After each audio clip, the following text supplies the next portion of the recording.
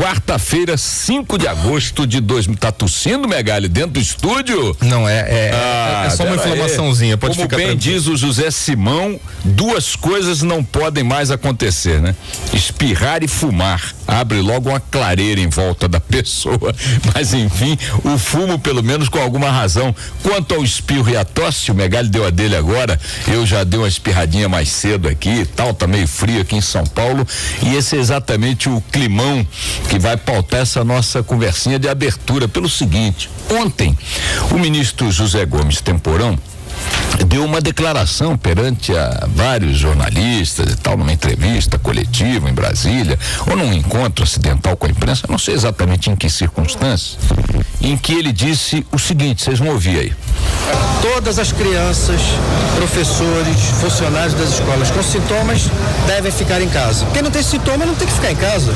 Seria um disparate total. Vocês ouviram aí? Então, todas as pessoas com sintomas devem ficar em casa. Por exemplo, se o Megali der mais duas tossidas aqui perto de mim, é sintoma, eu vou expulsar ele aqui do estúdio para ele ficar em casa. Se eu começar a espirrar com frequência, mesma coisa. Sintoma de gripe e tal, se acautele mais do que se acautelaria em gripes normais, em períodos em que só a gripe normal nos preocupa, porque ainda que as gripes que nós conhecemos e com as quais convivemos tenham taxa de mortalidade também muito semelhante à da gripe suína, o fato é que a gripe suína matou 126 brasileiros até o momento, ou 126 pessoas no Brasil até o momento, e há um mês atrás não tinha matado nem 5. O número cresceu consideravelmente, disparando os alertas naturais das pessoas.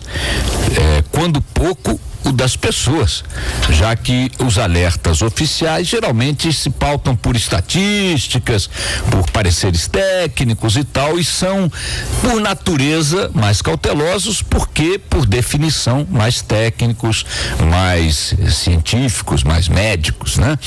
Eu gostaria de relembrar aqui, antes de dar sequência ao fato específico da gripe suína, um fenômeno que aconteceu no Brasil, acho que há um ano e pouco, um ano e tal, quando começou o temor, se generalizou o temor de que haveria aí um surto de febre amarela.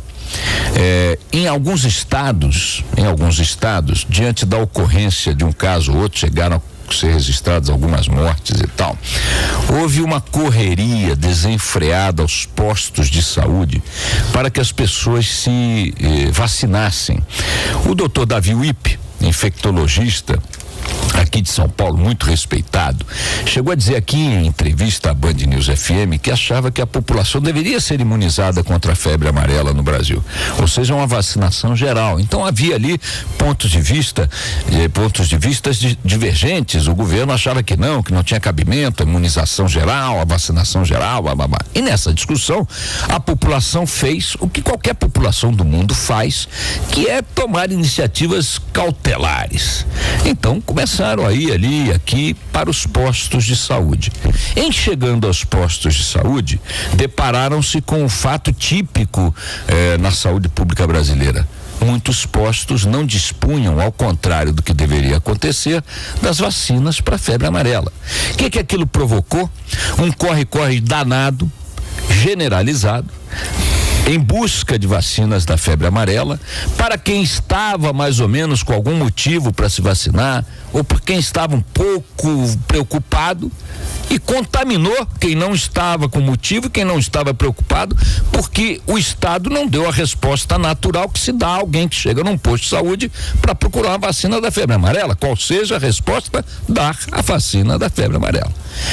O mesmo tipo de raciocínio me parece razoável aplicar à gripe suína. Uma hora é uma coisa, outra hora é outra, uma hora não pode tomar um remédio, outra hora quem sabe, porém, portanto, pode tomar, não sei o quê. Essa ausência de clareza, de firmeza, de diretriz, de posturas por parte das autoridades, por parte do Estado no trato das questões, faz com que a sociedade se sinta insegura e cometa atos que nem sempre são os adequados, os recomendáveis. Então, eu quero que vocês ouçam novamente novamente a frase do ministro da Saúde. Todas as crianças, professores, funcionários das escolas com sintomas devem ficar em casa. Quem não tem sintoma não tem que ficar em casa. Seria um disparate total. Então, muito bem. Quem tem sintoma fica em casa. Frase do ministro. Quem não tem, vai para aula. Seria um disparate total não fazê-lo, ok? Muito bem. Meia hora depois, 1 hora, 2 horas depois, o Ministério da Saúde solta a seguinte nota. Ao contrário do que foi noticiado, jamais o ministro José Gomes Temporão considerou um disparate o adiamento da volta às aulas. Ora, mas não foi o que vocês acabaram de... Bota outra vez. Todas as crianças, professores, funcionários das escolas com sintomas devem ficar em casa. Quem não tem sintoma não tem que ficar em casa. Seria um disparate total.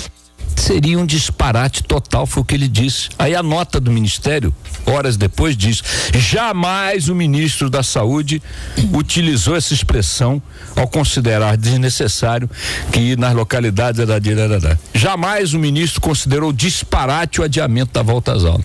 A nota do Ministério termina enfatizando a importância da colaboração, da participação dos estados e municípios nas ações de prevenção à gripe suína, tratamento de pacientes, etc e tal. Então parece que o que houve entre a frase do ministro, que vocês acabaram de ouvir aí 3 vezes, e a nota oficial do Ministério, foi a percepção de que o adiamento das aulas, que vem sendo decidido discricionariamente entre municípios, estados, aqui sim, lá não, de acordo com a percepção de cada área em relação ao problema, de que esta crítica ao que parece ser de fato um disparate, porque afinal de contas, por que Niterói adia aulas e Porto Alegre não adia, ou vice-versa, se estamos diante de um fenômeno geral da gripe suína e tal, parece que houve ali a gota do jogo político. Olha, se eu desqualificar a decisão do prefeito ou do governador de ter mandado adiar as aulas, eu tô criando um problema político aqui na minha relação com esse governador, com esse prefeito. Olha, estamos aí chegando em ano eleitoral. É o desgraçado danado, aí sim o disparatado jogo político, metendo o dedo numa questão de saúde pública. A contradição notória entre o que vocês acabaram de ouvir agora e a nota oficial do Ministério da Saúde faz com que observações de Joelmir Betting ontem no Jornal da Band a respeito deste assunto conclua com a perfeição precisa que concluiu. Afinal de contas, em quem acreditar neste episódio? Nesta declaração do ministro ou na nota oficial do Ministério? Conclusão de Joelmir: não acreditar em nenhum dos dois. Toca o barco.